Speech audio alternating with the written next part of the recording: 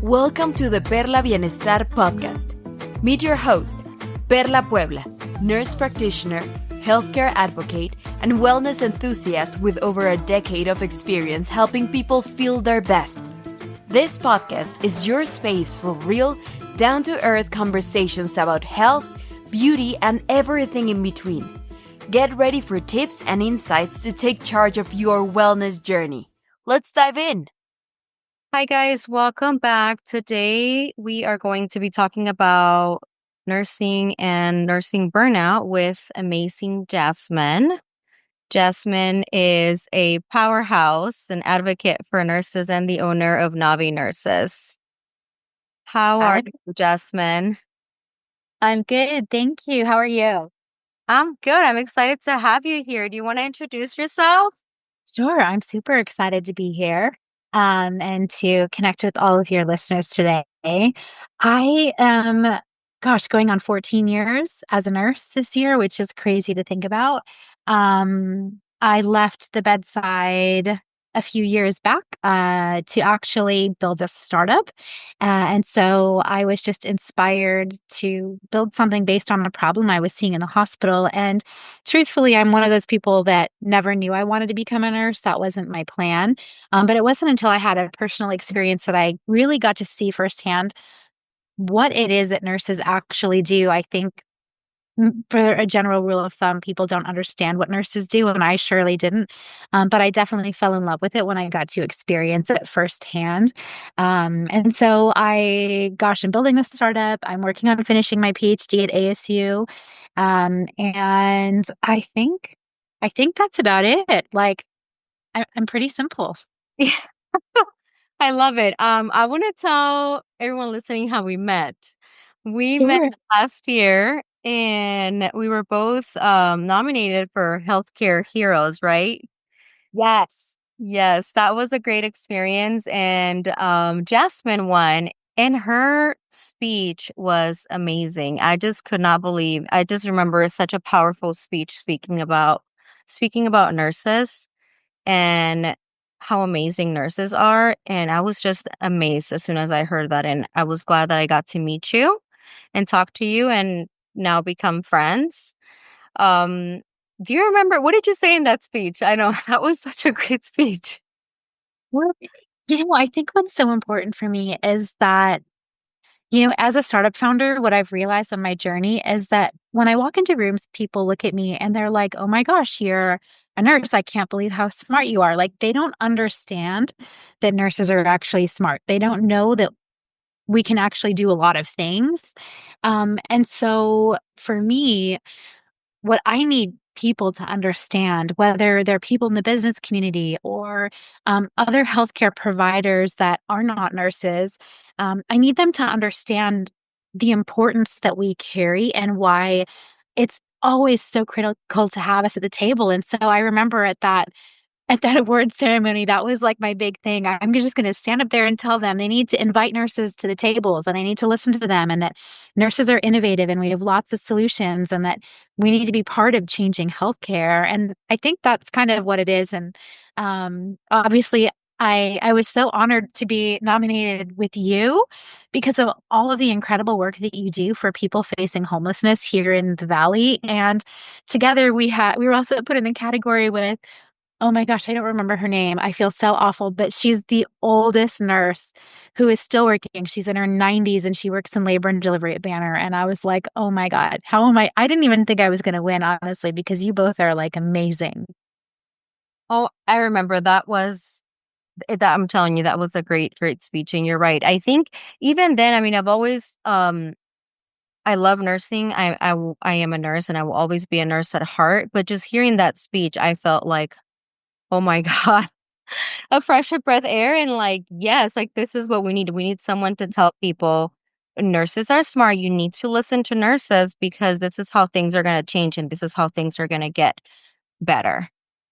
Exactly. Yeah. And I don't think as a profession we're good enough at doing that, right? Like, we really have to take the bull by the horns and be our own speakerphone. And for the first time, really like talk about the work that we do. When I think back to my shifts as a nurse on the floor, there's so much we caught and so much we did every 12-hour shift that would go unnoticed, right? Like you knew what you did. You knew the errors you're caught. You knew all the stuff on the backside you had to make happen to just get someone off to surgery or whatever it was.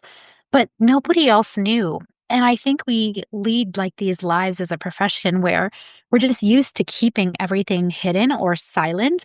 And so people just don't know and understand. And unless we tell them, which is something that we own, we need to tell people, they just won't know. That is true. I do agree with keeping things silent. I think, at least for myself, thinking back when I was working as a nurse, especially in COVID, we didn't talk about these things, right? We hid our emotions and continued working through the days of pain and so many different emotions, dealing with so many different things. Um, I was recently reading a book about a book by Brene Brown on shame. I just love Brene Brown. I do too. And then I was thinking shame and nursing burnout. And I was just thinking about that last week and this week, and how I think can play such a big role in nursing, in the burnout that we experience as nurses. Yes, so true. And just kind of on that topic too, I know we're here to talk about burnout, but it's interesting you say that because I've been thinking a lot about shame. And I think in healthcare, there is a lot of shame in general, like when people are diagnosed with something. And so I've often thought about just reaching out to Brene Brown and be like, hey, can we do a research study on shame in healthcare and why it's important to be vulnerable and all the things? Because she's like an icon and would be amazing. But yeah, I hadn't thought about it from the perspective of the burnout, especially as it was related to COVID. I feel like for me, it wasn't necessarily shame. I didn't want to scare my family. Like I didn't want them to see and know how bad it was because I didn't want them to worry about me. Yeah, I do have to agree with that. It was, for me, it was having to I don't want to scare my family members, and you're right. And also for Brene Brown, yes, we should reach out to her and tell her she needs to do research on this, because there is a lot of shame in the healthcare field. There really is. I mean, patients, even from a patient perspective, from different perspectives, right? From a patient perspective, when you're diagnosed with something, there's shame there, and people might not seek care because of that, right? And it's also could be shame from the healthcare provider side. If you can see the patient for 10 minutes and not take care of everything that you really want to, or other aspects as well. Yeah, and there's shame on the caregiver side too. Like, oh my gosh, am I supposed to know how to take care of my loved one like this? And oh my gosh, I don't want to, but like I guess I feel like I have to. There's guilt and shame for them too. That is true. That is true. Um I think organizations like Navi Nurses is very important, because you're there to empower families and let them know it's okay to, it's okay to take a break, and they shouldn't Yeah. feel shame, right? So it's okay to Right. break. Let me take care of your loved one for a few hours so you can do what you have to do, right? Whatever that might be. Yeah. Okay. Well, I think our next step after this is to like write Brene Brown and be like, okay, Brene, we want to talk to you about shame in healthcare. Do you have some time? Let's do it. Okay, we're both going to write it to her, and then we'll have to let people know how that goes. Yeah. For all we know, she's already doing it, but I don't know. We're gonna write to her. Yeah. Let's do it. Um, all right. Back to the nursing burnout. I mean, there's so much burnout. I think every year there's statistics saying how more nurses are leaving the workforce, right, because of burnout. I think there's a lot of things that play a part into this. Um, what do you think are the major, like, barriers, or the things that play a part into nursing burnout? Well, I mean, this is obviously like a really well researched area in general, but Yeah. um, I think just speaking from own experience, right? Like before the pandemic, there was there was an abundance of burnout in the healthcare community and nursing in particular. But I think COVID only made that worse, right? It just took us to another level. And I think what I am seeing now is actually we're at like a tail end of exhaustion, right? So when I stepped away to build my business, and we onboard nurses like every month, for probably the first year or two, every single orientation group, we would bring nurses in, and just talk to them. And there wasn't one orientation or one onboarding class where there wasn't at least one or two nurses crying about just how devastated they were by COVID and how burnt out they were by the system. And so that was really heartbreaking to see. And I think since then, I've seen kind of a more scary shift that I think we're just going to start to really see is that healthcare systems have realized during COVID that they could run on limited resources and they could probably just maximize their profits and maximize like their resourcefulness just by piling more onto nurses. And now we're seeing nurses who were exhausted through the pandemic. And now, a few years later, they're still running on empty. They haven't even grieved, probably, or really processed everything that happened to them. They haven't had a chance to breathe at all.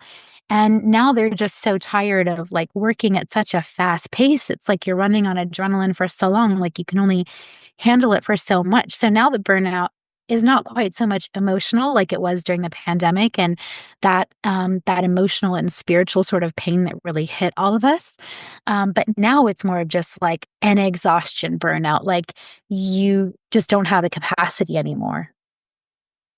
I I completely agree with you. I think you're right. A lot of hospitals realize how far they can push people, and now there's been a shortage as I can remember, but it doesn't seem to get better, right? It always seems to get worse, and there's now you'd have to take more patients and you have to do more things every shift, making it more Yeah. difficult for nurses to really do their jobs or, be satisfied with their jobs or do the best that they can at work too. And then they end up burnt out,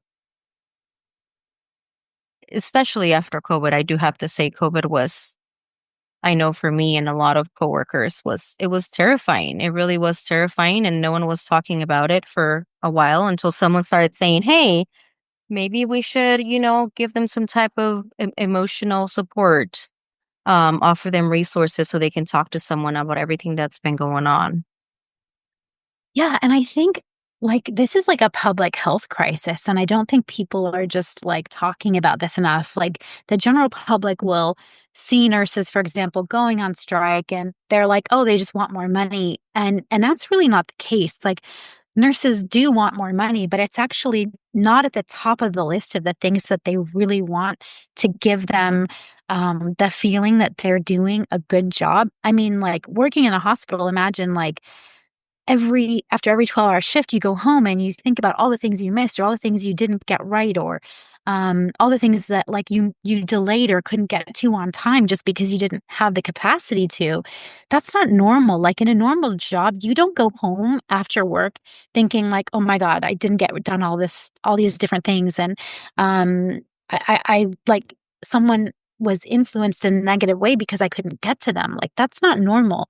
And so the other component to that is that burnout also affects patient outcomes. So when they see these nurses going on strike, and they think, oh, they just want better work environments, or they want more pay. Like, no, they know that really translates into better patient outcomes. Like all we want to do is care for people and make sure they're getting exactly what they need. And it's really hard. Like there's that moral injury that comes in because you know that someone needs care and attention, but you just can only be in one place at one time and you can't do it all. And that just adds to exhaustion. And then it impacts how well they heal and what their recovery looks like. And so I think, again, this is why that nursing voice is so important.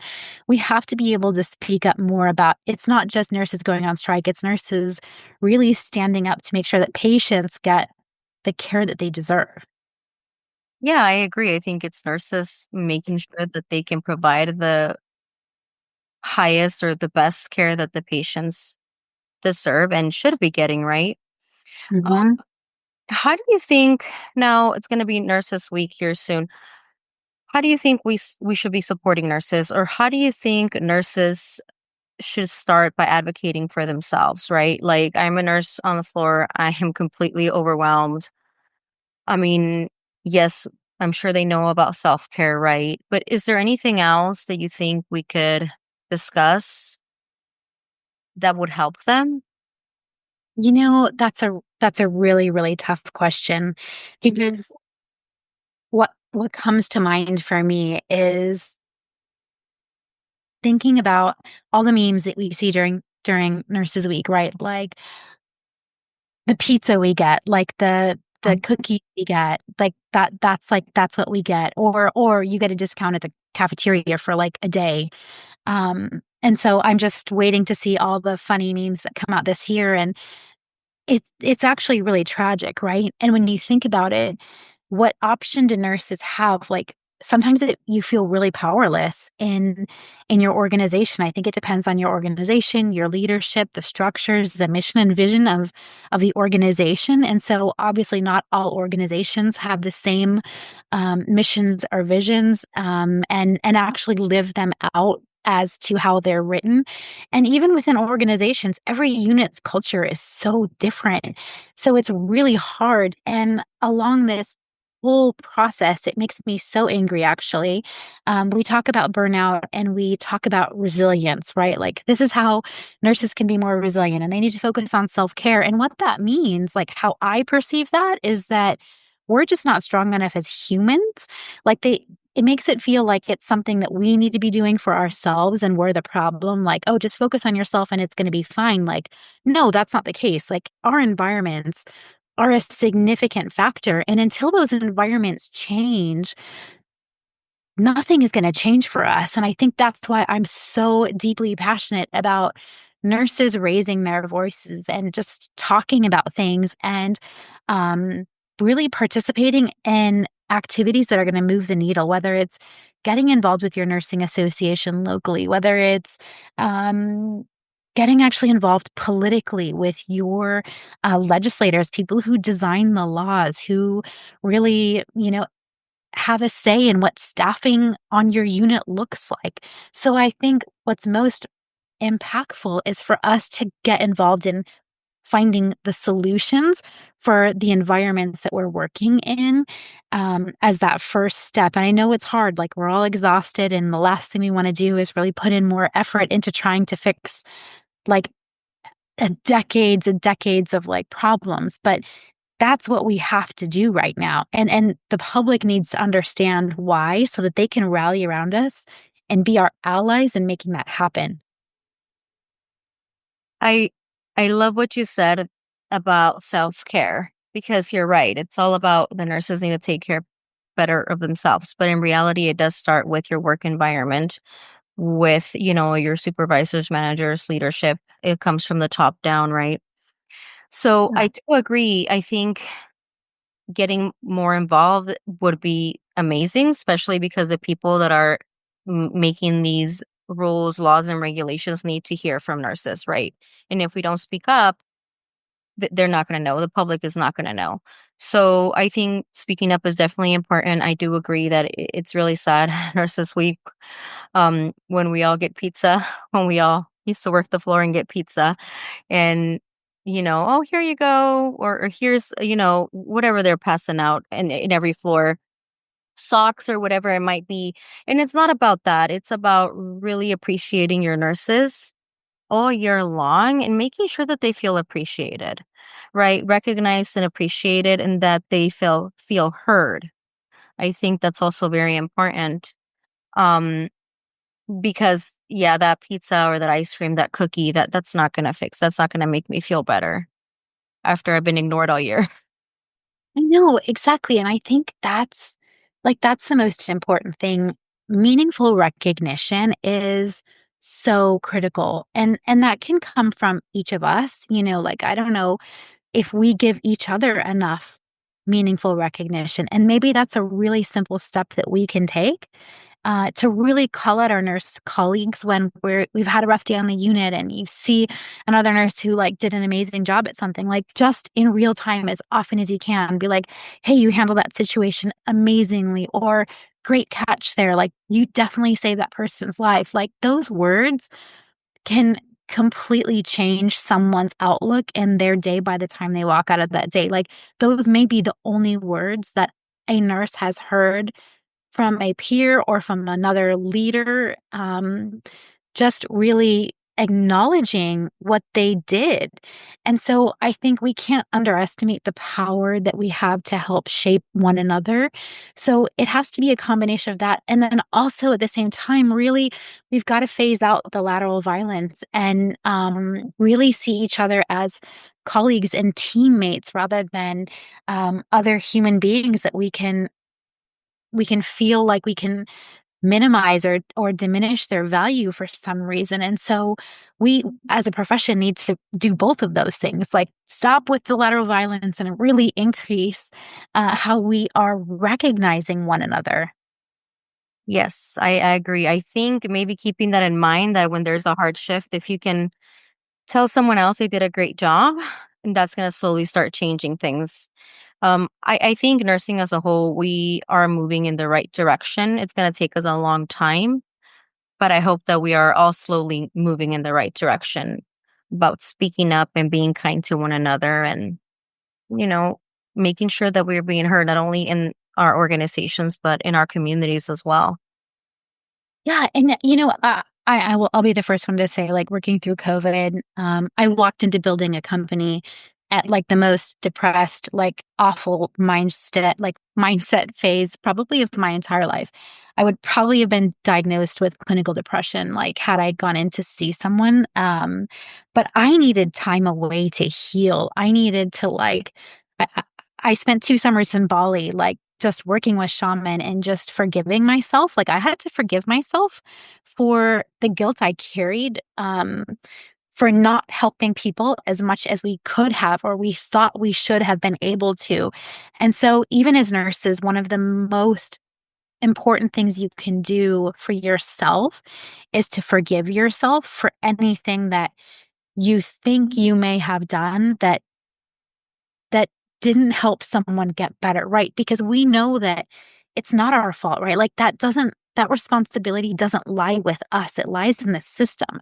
There's only so much we can do. And so forgiving yourself is one of the most simple things you can do right off the bat, and really giving your space time to heal and like cry, let out all the emotions, all the pain, all the everything.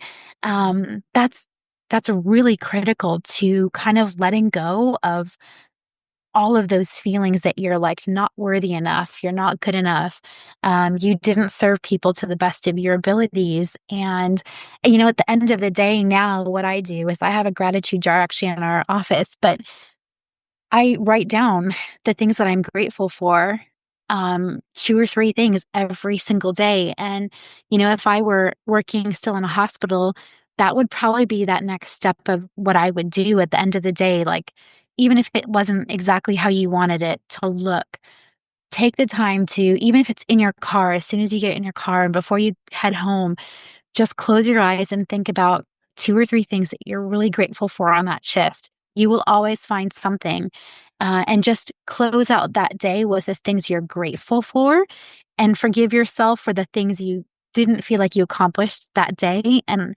I hope that that helps you just feel more satisfied with recognizing the goodness that you bring to your work every day. Oh, I love that, Jasmine. I love it. I think this is such an amazing conversation. Beautiful and amazing conversation. I really hope that whoever listens to this, that they might find value in what we're talking about, and hopefully move on from here, that this may be their starting point, to start doing these things and helping themselves and nursing as a profession. Yeah, exactly. Well, thank you. Well, I just want to say thank you so much for taking the time to talk with me today. I think it was great to hear from you, from your heart, your passion for nursing. I think it's beautiful, beautiful thing. We'll have to talk later and reach out to Brene Brown. We will not forget to do that. Yeah, we'll tag her in this, okay? All righty, guys. We will see you guys in about 2 weeks. Bye. Thank you. Thank you for listening to the Perla Bienestar Center podcast, where your health and wellness comes first. Don't forget to subscribe, and for more information, find us on Instagram or visit us at perlacenter.com.